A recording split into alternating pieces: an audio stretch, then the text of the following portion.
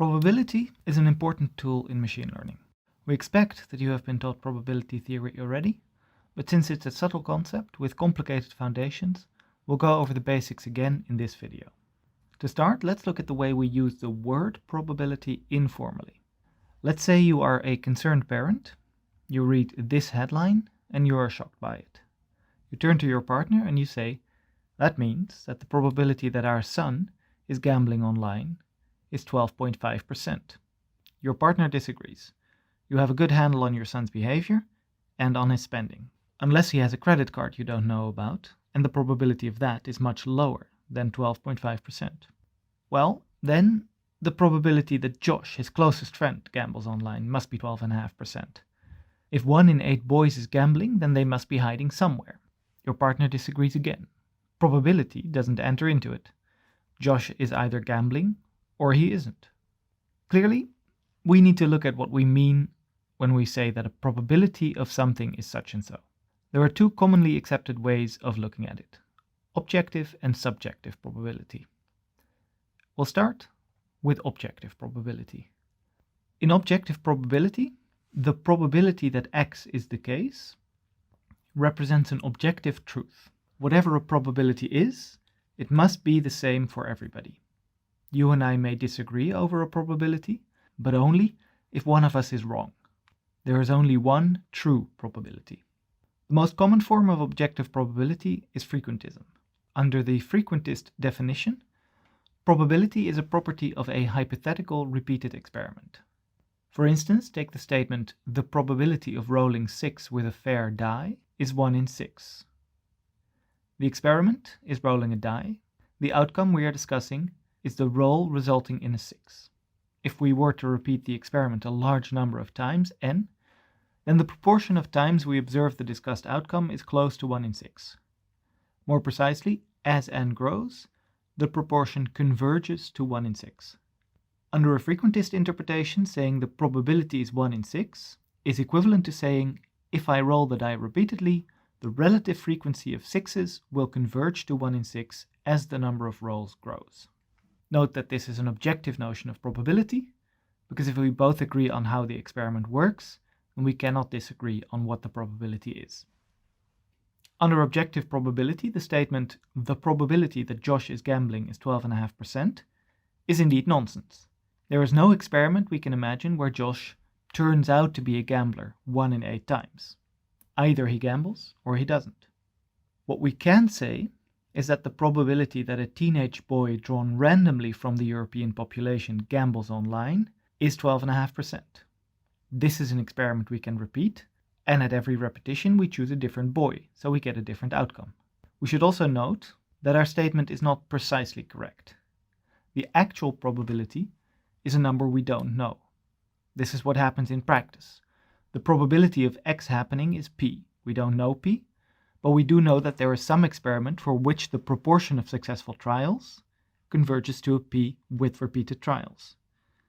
We repeat a large number of such trials, check the proportion of times P has happened, and use that as an estimate of the true probability P.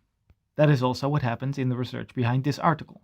We don't know precisely how many teenage boys gamble online, so the researchers found a way to estimate the total proportion. But it's unlikely that they checked every single boy in Europe. The alternative to objectivism is subjectivism. It states that probability expresses our uncertainty. If X is a Boolean variable, one that is true or not true, and we are uncertain whether X is true, then we can assign a probability to X being true. A probability of 0.5 means we are entirely ambivalent, and a probability of 0.75 means we think X is pretty likely to be true. A probability of 1 means we're entirely sure, with no room for doubt. In this case, under this interpretation, different people can have different probabilities for the same thing being true. You and I may disagree and both be right. If you have information I don't have, your probability may be closer to certainty than mine. Bayesianism is the main form of subjective probability. It builds on Bayes' rule, which we will discuss later, to tell us how we should use observations to update our beliefs. Under subjectivism, we can say the probability that our son is gambling is 12.5%. We don't know exactly what he gets up to, so even though there's a definite objective answer, we are uncertain. If we only know this headline, we may well pick 12.5% as our belief that our son is gambling. Of course, as noted before, we have a lot more knowledge about our son than about other teenage boys. We know he goes to bed on time, we know where he gets his money, and we know that he probably doesn't have a secret credit card. So even though the probability for a random teenage boy would be 12.5%, the probability for our own son is probably much lower because we have extra information. Note that Bayesianism, in some sense, encompasses frequentism. We are uncertain about the outcome of some experiment, which we can express as a Bayesian belief, and if we understand the experiment properly, then that belief will coincide exactly with the probability that a frequentist will assign to the outcomes.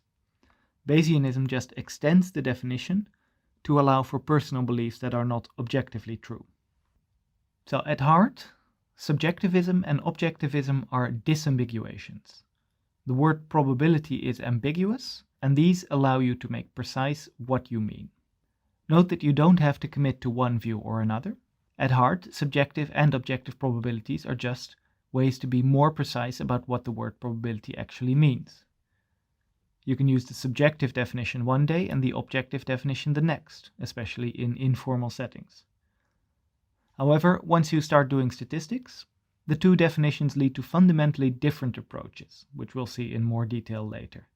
And in the statistical community, there are definitely two camps, the frequentists and the Bayesians. Since machine learning is often seen as another form of statistics, you may well ask whether it is usually seen as using subjective or objective probability. I can't give you a commonly accepted answer, I think opinions differ. My personal view is that machine learning, while being statistical in nature, is not fundamentally probabilistic. The fundamental principles of machine learning can be defined and explained without recourse to probability theory, and indeed we have done so for most of the start of the course.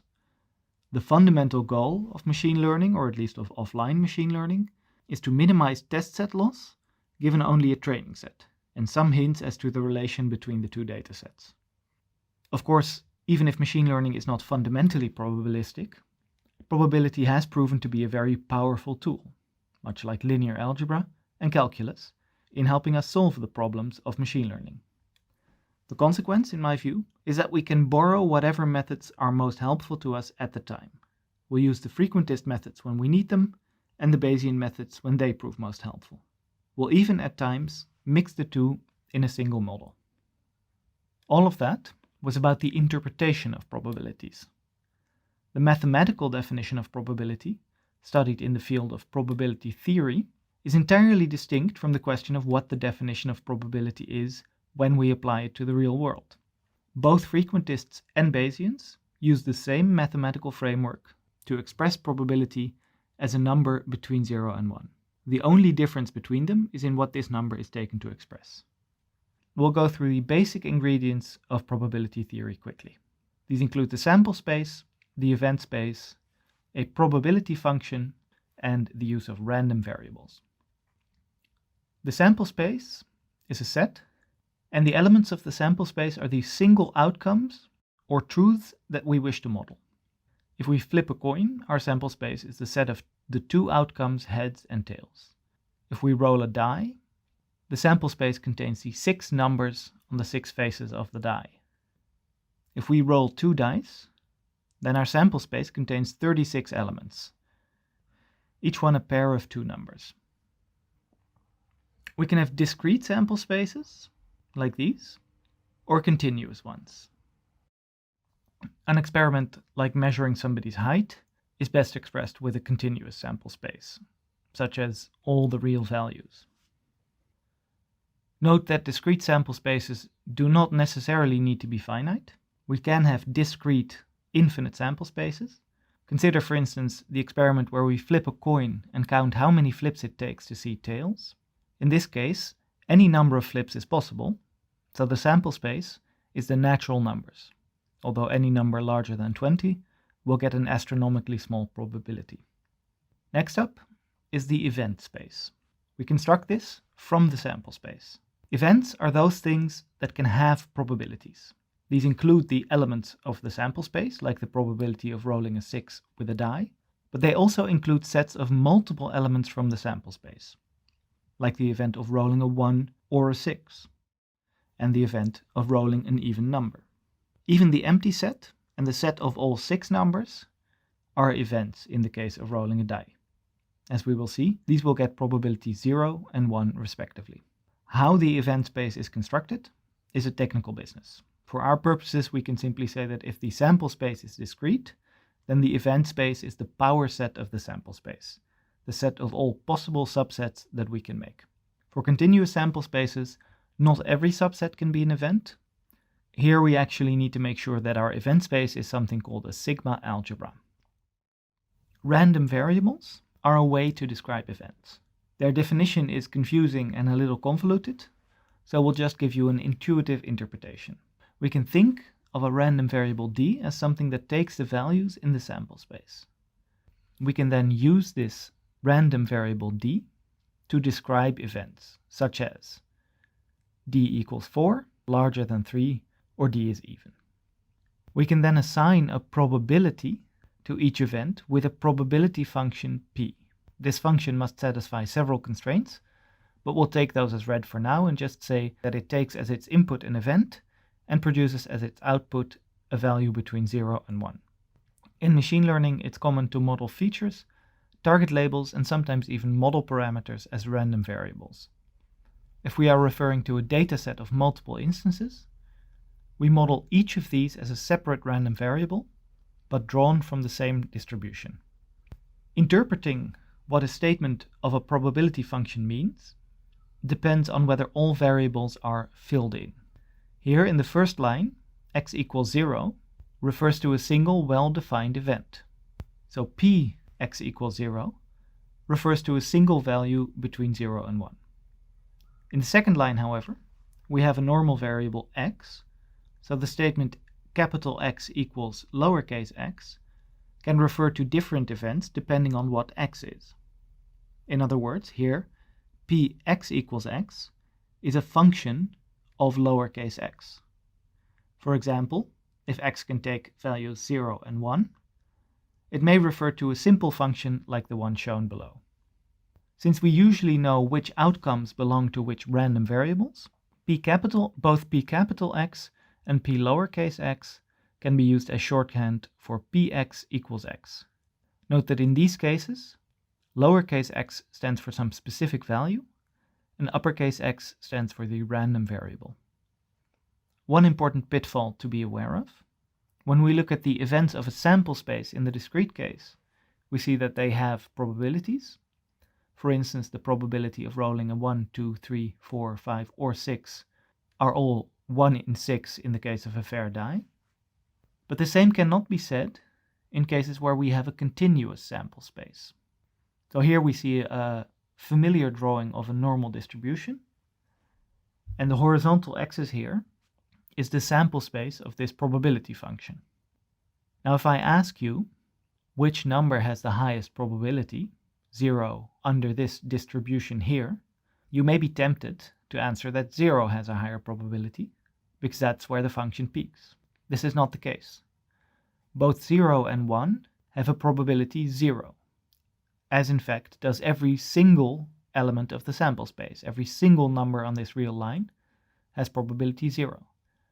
The only things that have non-zero probability are intervals. So we can say the interval from 0 to 1 has a higher probability than the interval from 1 to 2. The point 0 only has a higher probability density than the point 1. That's what this blue line expresses, the probability density, which we integrate to get the probability. This is important because probability densities can have values larger than 1, and probabilities can't. So now that we have the basic language of probability theory in place, we can look at some of its most important concepts. We will quickly review the 5 concepts given here: joint probability, marginal probability, conditional probability, independence and conditional independence, and Bayes' theorem. We'll use a running example to illustrate these basic concepts of probability, which is the following.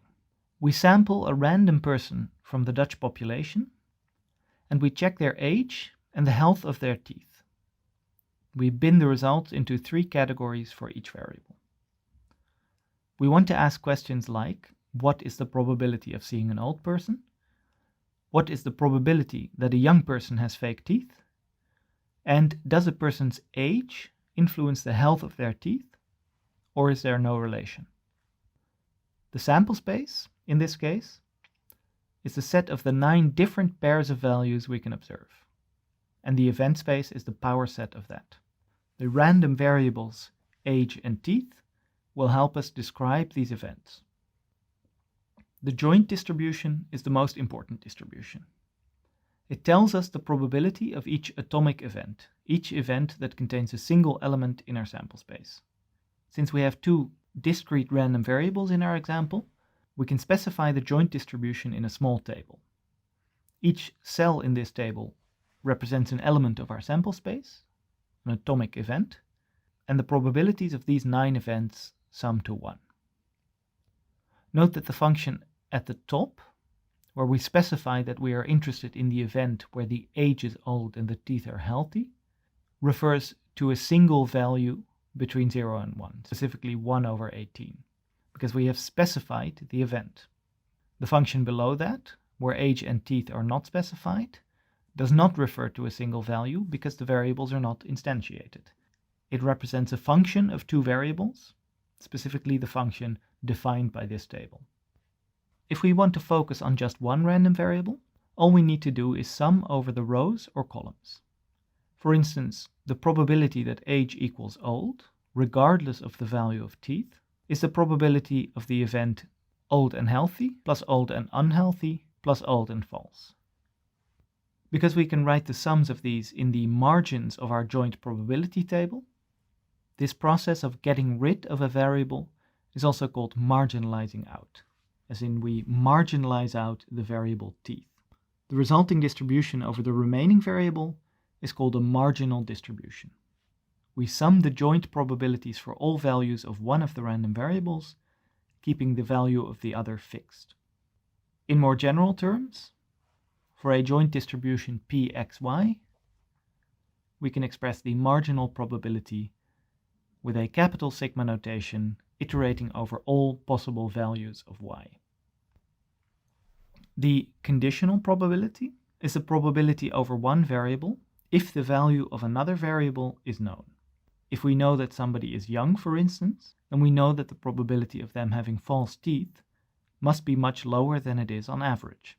The conditional probability, Px given y, is computed by taking the joint probability of x and y and normalizing by the sum of the probabilities in the row or column corresponding to the part that's given in the conditional.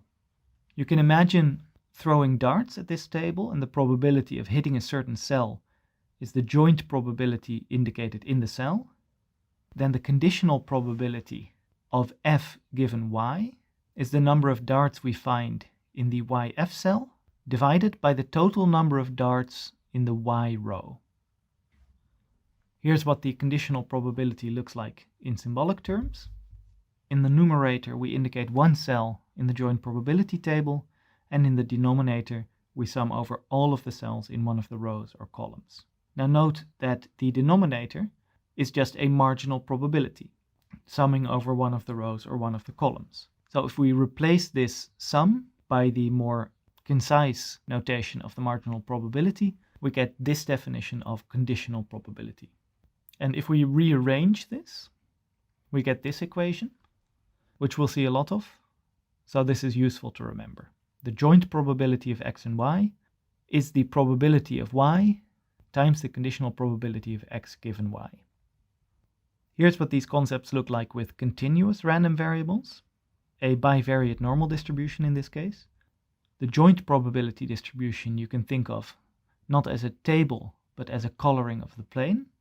And marginalizing out either variable results in a univariate normal distribution, the blue and the red distributions respectively.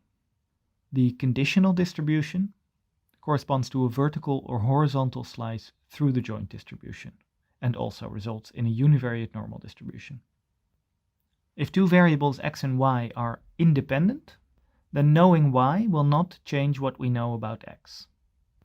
One way to define this is by saying that we can compute the joint distribution by multiplying the two marginal distributions. And with a little rewriting, we can see that this implies that the probability of x given y is equal to the probability of x. Conditional independence means that the two variables are dependent, but their dependence is entirely explained by a third variable z. If we condition on z, the variables become independent. Conditional independence comes up a lot, and it can be tricky to wrap your head around at first. So here's an example. Imagine two people who work in different areas of a very big city. In principle, they work so far apart that whether or not they arrive home in time for dinner is completely independent. Knowing whether Alice is late for dinner tells you almost nothing about whether Bob is late for dinner. No aspects of their lives, like weather or traffic, intersect in a meaningful way except one. Very rarely, a large monster attacks the city. In that case, all traffic shuts down and everybody is late for dinner. This means that if we know that Bob is late for dinner, there is a very slight chance that it's because of the monster, which should very slightly raise the possibility that Alice is late for dinner. However, once we know whether or not the monster has attacked, then knowing that Bob is late for dinner gives us no additional information about whether or not Alice is late for dinner. In other words, these two events are conditionally independent, conditioned on whether or not a monster has attacked the city. The final subject that we need to cover is Bayes' rule. Bayes' rule is a solution to the inversion problem, which we can state as follows. It's often easy to express the probability of observing something given some hidden cause, assuming that we have a decent model of the world. However, we usually want the opposite. We usually know what we've observed, but we don't know what the cause was. So we want to work out the probability of the cause given the observation.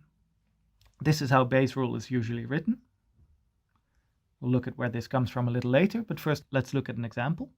Let's say that we observe that Alice is late for dinner, and we observe nothing else. We forget about Bob for this example. Does this tell us anything about whether a monster has attacked the city?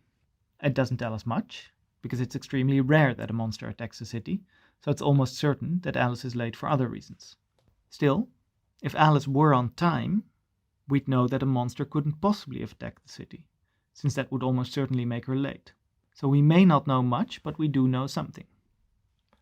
In this case, it's easy for us to work out the probability that Alice is late given the monster attack, the probability PA given M. This is usually the case when the conditional is the cause of the observable. In this case, Alice being late is caused by the monster attacking the city. And the opposite is usually what we're interested in, since we have the observable and we want to reason about its cause. And that's where Bayes' rule comes in. So let's say that we know the probability that we observe Alice being late, given that the monster attack happened, is somewhere near 1. Bayes' rule tells us how to calculate the opposite conditional, that of the monster attacking the city given that Alice is late, and this is not near 1. The reason it's not near 1 is because we multiply it by the marginal probability of a monster attack, which is really low. We then divide by the probability of Alice being late in general. The more likely Alice is to be late due to other causes, the lower the probability is that it is caused by a monster attack. Here is a good way to think about Bayes' rule.